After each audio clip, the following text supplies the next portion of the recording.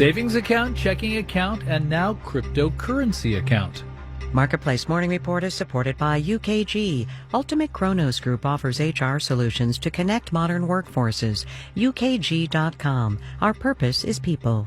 And by Dana-Farber Cancer Institute, where research on how cancer cells get oxygen led to development of kidney cancer drugs and more. danafarber.org/everywhere. I'm David Brancaccio. First, you may recall California voters passing a measure to exempt the Uber, Lyft, and DoorDashes of the world from having to classify workers as employees instead of independent contractors.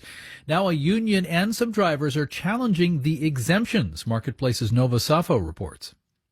Yeah, that ballot measure is called Prop 22, and we now have a new lawsuit in California State Court challenging it. It's a new front in the effort to get employee benefits for gig workers in California, benefits such as sick leave and unemployment insurance. Those would have been the result of tough new California worker rules that went into effect last year. But in response to those rules, Uber, Lyft, and others poured more than $200 million into a campaign to get Prop 22 passed to gain exemptions. The companies won in November.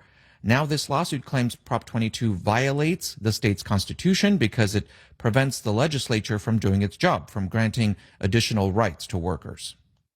Now, have we heard from Uber or Lyft about this latest lawsuit? Well, we've reached out to them, both. It's a bit early on the West Coast. We haven't heard back, but we have heard from a group of drivers that supported Prop 22. And they say the lawsuit is brought by special interests who are refusing to accept that most drivers want to remain independent. When we know Uber and Lyft have said that if they had to change their policies, they might have to exit the California market altogether. That's how big a change it would be for them, David. Nova, thank you. There's news that BNY Mellon, the country's oldest bank, plans to offer cryptocurrency services to its clients. The company says it'll provide the infrastructure to store, transfer, and issue what it calls digital assets. Marketplace's Justin Ho has that.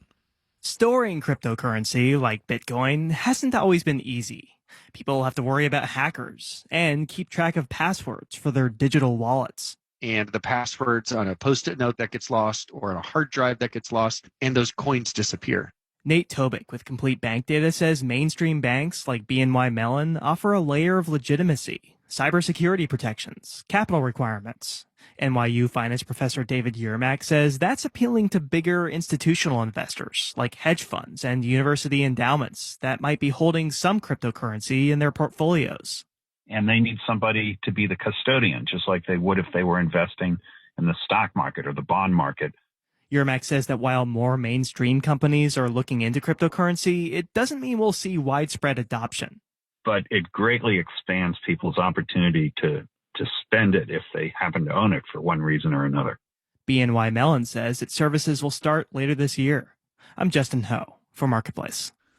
Checking markets, S&P and NASDAQ futures are down 0.2%. The Dow future down 30 points, 0.1%. Coronavirus kryptonite. There's news the British economy shrank by 9.9% in 2020, the biggest contraction on record.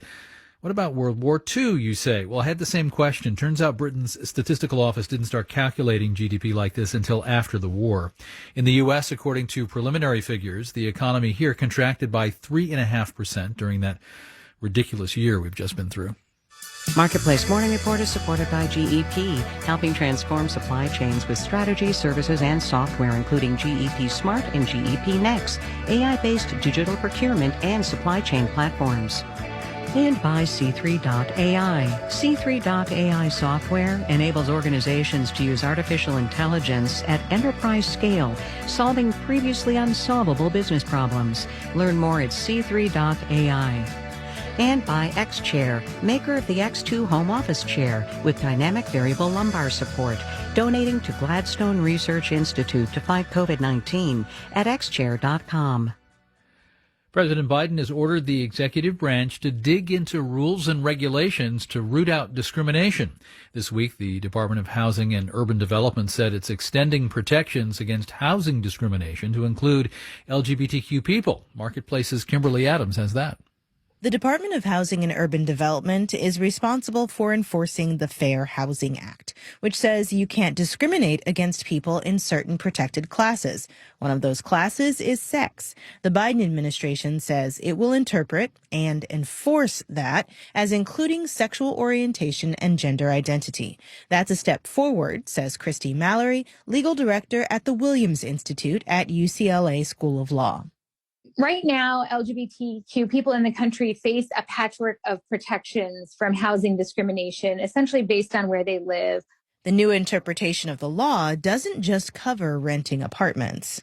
It also covers folks engaged in housing transactions in many different contexts.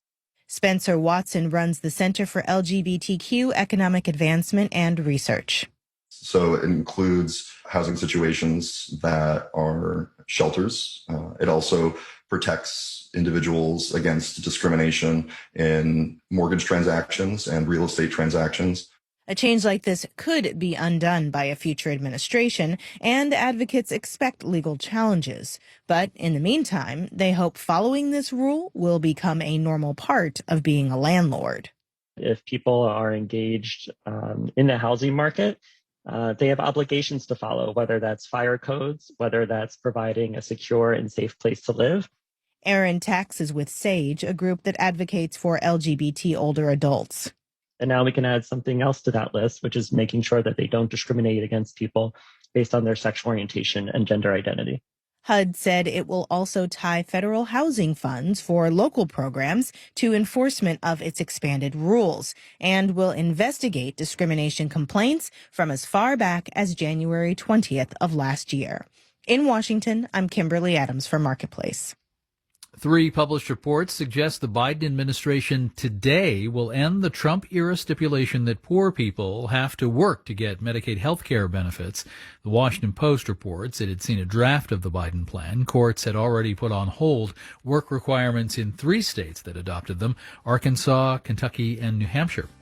Our executive producer is Nicole Childers. Our digital producer is Alex Schroeder. Our engineers are Brian Allison and J.C. Bold. I'm David Brancaccio with the Marketplace Morning Report.